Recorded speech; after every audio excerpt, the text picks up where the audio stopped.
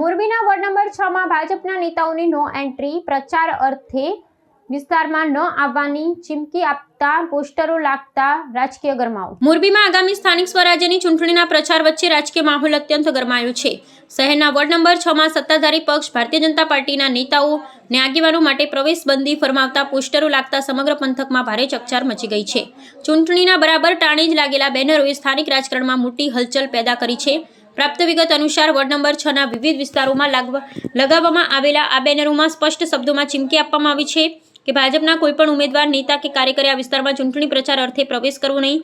આ પોસ્ટરો વિસ્તારના જાગૃત રહેવાસીઓના નામે લગાવવામાં આવ્યા છે, જે દર્શાવે છે કે સ્થાનિક લોકોમાં પ્રાથમિક સુવિધાના અભાવે કે લાંબા સમયથી વણ ઉકેલાયા પ્રશ્નોને લઈ સત્તા પક્ષ સામે ભારે અસંતોષ પ્રવર્તી રહ્યો છે. મતદાન પૂર્વે જનતાના આ પ્રકાર ખુલ્લો રોષ સપાટી પર આવતા ભાજપના સ્થાનિક નેતાગીરી મૂંઝવણમાં મુકાઈ છે.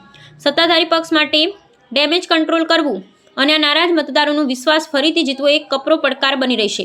બીજી તરફ વિપક્ષ આ પરિસ્થિતિની રાજકીય લાભ ખાટવાનો પ્રયાસ કરે તેવી શક્યતા છે. સ્થાનિક લોકોના ઉગ્ર આક્રોશને પગલે આગામી ચૂંટણીના પરિણામો અને રાજકીય સમીકરણો પર તેની કેવી અસર પડશે તે જોવું રસપ્રદ બની રહેશે.